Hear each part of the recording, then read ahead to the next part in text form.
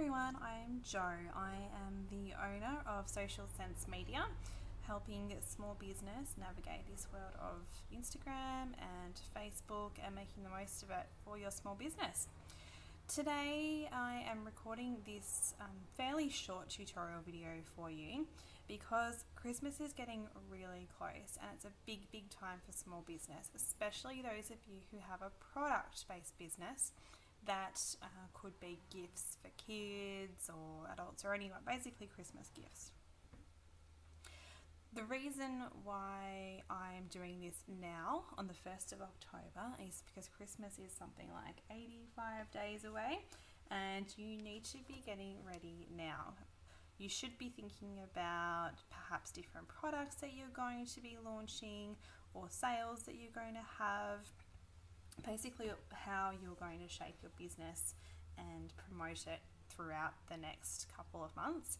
But before you do that, it's, I think, a really good idea to have your social media, in particular your Instagram, in tip-top condition so that you're doing all the right things and getting in front of all the right people and showing them the right stuff so that you can leverage off that for your Christmas period.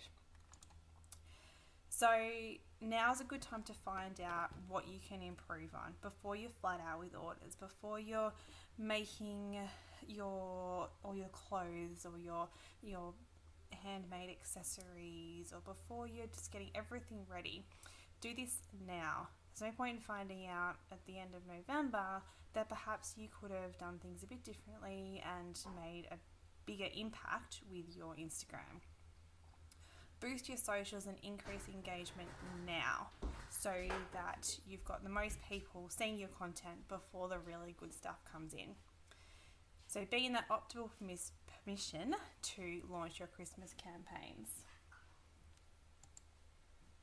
So in this short course, we're going to cover off the main areas that I go through when I'm doing my Instagram audits for my clients. So the first thing we're going to go through is your profile, so your Instagram profile. Then we're going to talk about your content. There's a few different elements of that. We're going to talk about your hashtags and also your engagement. And then we're going to finish off by investigating your insights, so like a little bit of alliteration, as you can see, just so you can get a good handle on what's going on with your socials at the moment. And it's also a way to measure any improvement too. So pull out a pen and paper, take some notes. Don't worry, you'll be able to play this video again. So if you miss anything, don't stress. And then after you've gone through this, go to your Instagram and start doing your self-audits.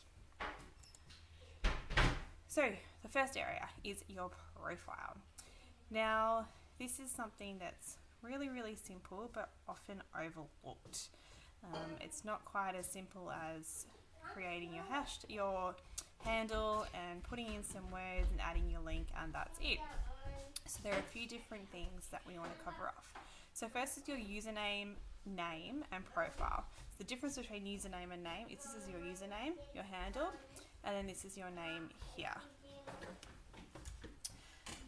So you want your username to be reflective of your business, so your business name or your name is perfect, but then use that first line, it's there in bold for people to see, to just go a little bit further talking about what your business is about. So Social Sense Media is my business name. It's pretty obvious what it's about, but just in case, I make it nice and clear here. So you might have, if you had a handmade business that made girls' hair accessories, for example, you'd have your business name up here, and then here you do handmade girls' accessories or bows or something like that. Then you want to get into the content of your bio. So this needs to be easy to read. It needs to tell your audience who you are. They need to know from it straight away what you do. Don't make it confusing. Don't make them, read through lines and lines of text to try and work out what you do. Emojis are great, but I don't just want lots of emojis and single words. Try and make it a bit more of a conversation, a bit more chatty, I guess. More in line with the language that you use in your posts and your content. So you obviously have a limited amount of space here in which you can do things. So play around with it and make sure that you've got the key stuff there, that it's easy to read and it's clear as to what you offer and why people should follow you. I also think it's a great idea to include a call for action. So mine is get your free caption writing cheat sheet, and it's a little pointer finger pointing down to my link. Yours could be, sign up for our newsletter for the latest specials, anything like that. Speaking of the link, as you know, there's one clickable link on Instagram. Make the most of it. Think about the landing page that link is taking your customers to. You might like it to take them straight to your shop rather than your home page. My link takes people to a separate page that I've set up with links to all different things on my website. So rather than automatically just putting in your homepage address, think about where you actually really want people to land when they click on your link. If you've got a brand new product that you're really, really pushing, link it straight to that product. That's okay. It's a good idea. The other thing I want you to think about in your profile page is your stories highlights.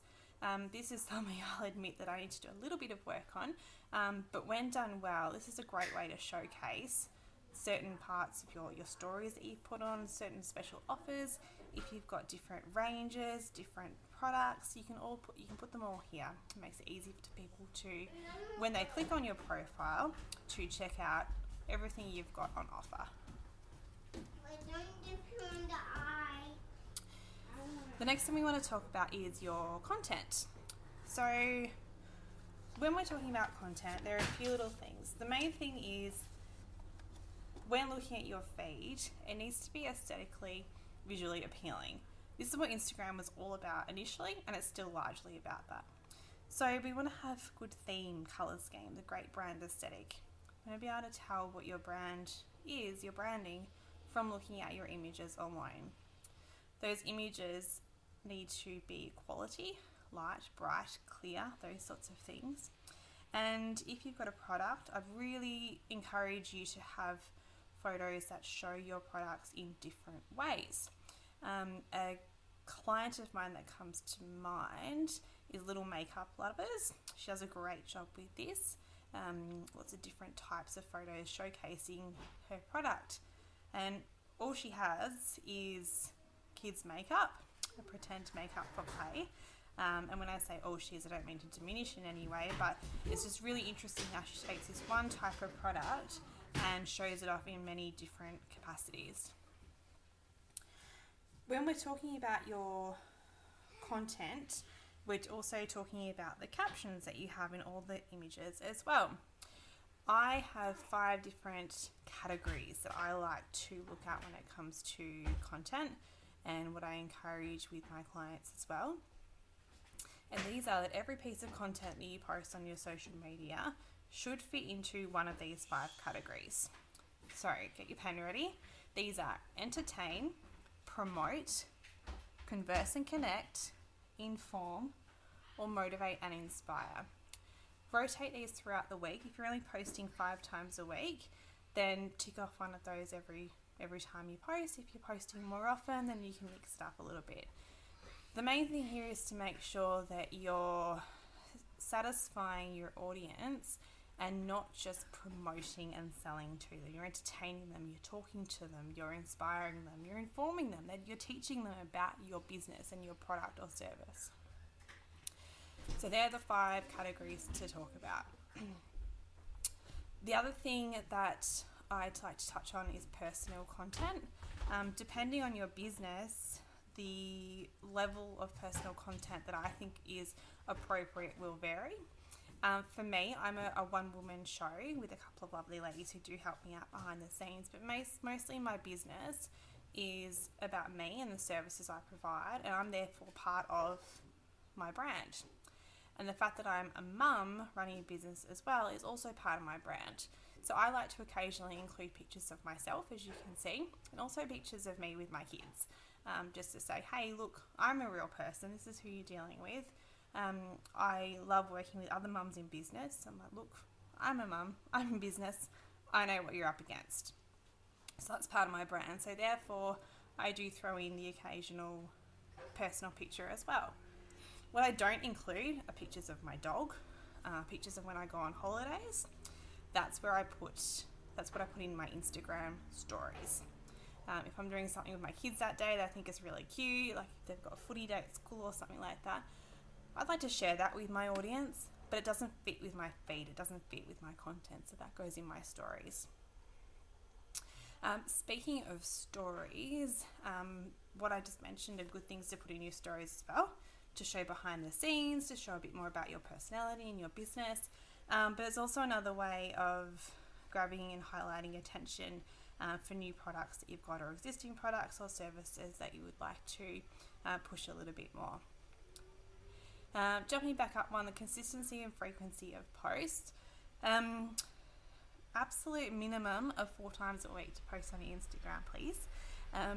Every second day is fine, every day is great, it's perfect. You don't need to necessarily do more than once a day. Sometimes you might like to, sometimes I do, sometimes I miss days as well. So don't stress out if you miss a day, you don't have to post every day. But the important thing is that you're consistent as well. So post enough times during the week and don't go weeks without posting. You've got to keep up the consistency, otherwise you lose all your momentum when it comes to engagement. The last thing when it comes to content is your grid of 9, or the grid as it's sometimes called. So these are the last 9 squares that people can see on your profile. These 9 squares, I would like to see a clear snapshot of everything your business has to offer. So something about you, something about things you like, different aesthetics, different types of pictures. If you've got a product, I'd love to see your entire product range captured in those 9 images, just so it gives new followers that opportunity to see exactly what you're all about when they first come to visit your profile.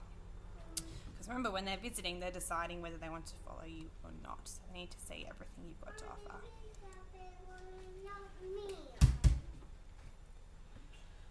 The next one is your hashtags. So I want to ask you a few questions. First one is, where are your hashtags? So you will no doubt have heard of putting your hashtags in the first comment, or having them as part of your caption. I haven't seen anything that tells me that it makes a difference in terms of your reach and the effectiveness of the hashtags. It's more about how it looks. So it does look more visually appealing if you've got your hashtags hidden in the first comment rather than right there as part of your caption for everyone to see straight away. Your hashtags are a functional thing rather than a visual thing. Now, the amount of hashtags you have is important. So I want you to use at least 20 hashtags. Obviously there's a maximum of 30, so use all of them if you can. But they need to be quality hashtags. It's like your images. Don't post don't post just random hashtags just for the sake of making up the numbers. If you're all out, you can't think of anything relevant to add, then don't add it in. Things like, really generic, like hashtag pink, hashtag Monday, those sorts of things. They might get you more engagement, but it's not going to be the quality engagement. It's not going to be the people engaging, liking, commenting with your content that you actually want. They're not going to be potential customers. They'll be randoms. So think about the quality you've got there. They should be a mix. So popular hashtags, community hashtags, niche hashtags, hashtags that are unique or specific to your business, hashtags that link you to others in your industry. So if you're handmade, there's a ton of handmade community type industry hashtags that you can use. Etsy, Aussie Handmade Loves, all those types of things. You should also have probably at least 2 to 3 sets or lists of hashtags that you alternate using throughout your posts. And they should be researched and changed up frequently. Instagram doesn't like it if you just use the same hashtags all the time. All right, we're getting through. You keeping up? Don't worry, you can watch it again. The next thing is your engagement. So we're going to examine your engagement. When it comes to engagement, I like to talk about proactive engagement and reactive engagement. Reactive engagement is when people comment or engage with you and you reply to them. So that is critical. When someone comments on your post, you need to reply to them. Even if it seems spammy and irrelevant, the more action your post sees, the more important Instagram thinks it is, and therefore shows it to more people. That's one of the tricky parts of the algorithm. So even if people write comment saying nice pic, to say thank you, it's easy to do, and it will help or should help with your engagement in the long run. You need to also invite that engagement. So this comes back to your content, the sort of converse, and connect part of the content. So asking them questions, inviting them to comment and engage on your posts. The other side is proactive engagement. Typo, whoops. So that's actually going out, seeking out other accounts who could be potential customers or clients of yours and interacting with them. So following them, don't do the follow unfollow, only follow if you really want to. You can just like and comment on their content. Content sharing, so sharing from other accounts where relevant. Don't forget to give credit. Collaborating with other businesses, perhaps putting a pack together. One of my favourite jewellery designers, Bexy Clay, has done a collaboration with someone at the moment. She's got some good posts up that helps to generate content together as well. And the last one is adding a location on your post. Generally speaking, if you add a location, you will possibly get a higher reach than you would without the location. That is particularly true for Instagram stories. I know I've done trials where I've put up one story with a location and one story without, and the one with the location gets tons more views than the one without. Okay, nearly there. Last one, we're going to talk about insights. So one thing to be aware of, and many people aren't sort of up to speed on, is your engagement rate. So this is basically the percentage of your followers, your following that actually engages with your content. Now, the Plan app, PLANN, no affiliation, just think it's great, helps you come up with this really easily. You can see the engagement rate for every different piece of content you've put up. But if you want to work out your overall recent engagement rate, it's the comments and likes combined on a particular post divided by the amount of followers you have times 100 gives you a percentage. You ideally want it to sit somewhere between the 3 and 6% mark. Anything above 6% is awesome. Anywhere below 3, you need to think about the type of content you're putting out. Might be the image, the hashtag, something like that. So to get ready for the Christmas season, look at your best performing post in the last 30 days. You can do that through the Instagram app. Have a look at your worst performing post. Maybe have a think about why it didn't perform the way that you might have hoped, or as well as some of the others. It's also really, really important to make sure you know when your followers are online. Generally speaking, it's between 8 and 9 p.m. But that might not be where you live. You might be in Perth, but most of your followers are over in Melbourne. So you need to keep that in mind when you're posting, when you're working out what time to post.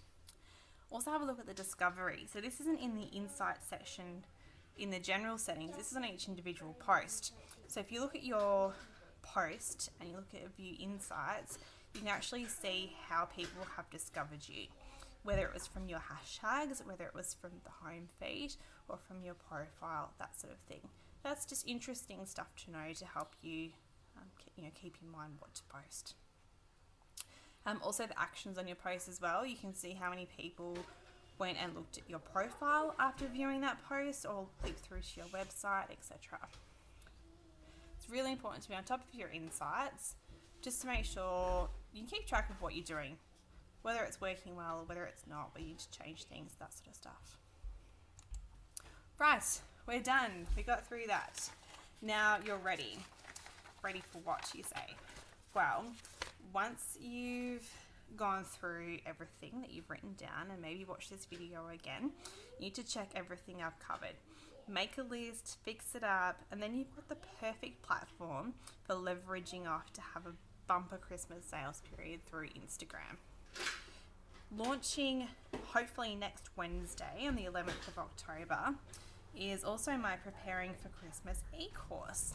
So it's going to be far more extensive than what we're looking at here, and that it will be really, really helpful to, once you've got your Instagram sorted, and a lot of these principles we've discussed can obviously apply to your Facebook as well.